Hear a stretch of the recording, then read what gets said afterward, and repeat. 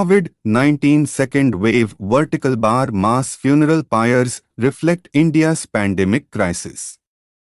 The nation of nearly 1.4 billion people set a global record of new daily infections for a fifth straight day on April 26. The 350,179 new cases pushed India's total past 17 million, behind only the United States. A stark symbol of the country's pandemic crisis is the overwhelmed graveyards and crematoriums, stacked to the brim with the dead. Delhi has been cremating so many bodies of COVID-19 victims that authorities are getting requests to start cutting down trees in city parks for kindling, as a record surge in novel coronavirus infections is straining India's tattered healthcare system. Outside graveyards in cities like Delhi, which currently has the highest daily cases, ambulances wait in line to cremate the dead. Burial grounds are running out of space in many cities as glowing funeral pyres blaze through the night.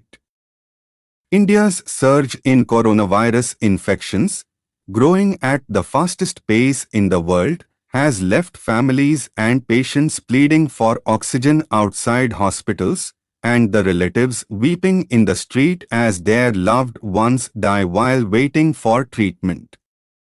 The nation of nearly 1.4 billion people set a global record of new daily infections for a fifth straight day on April 26. The 350,179 new cases pushed India's total past 17 million, behind only the United States.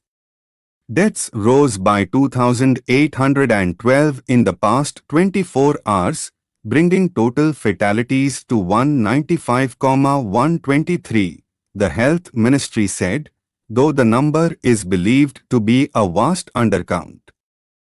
A stark symbol of the crisis is the overwhelmed graveyards and crematoriums stacked to the brim with the dead. In the central city of Bhopal, crematoriums have added pyres.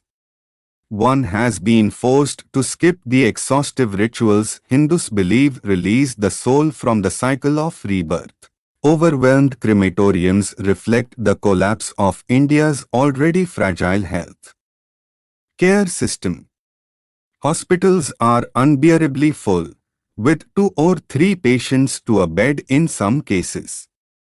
Officials are racing to add beds, ventilators, and more oxygen to help the sick breathe.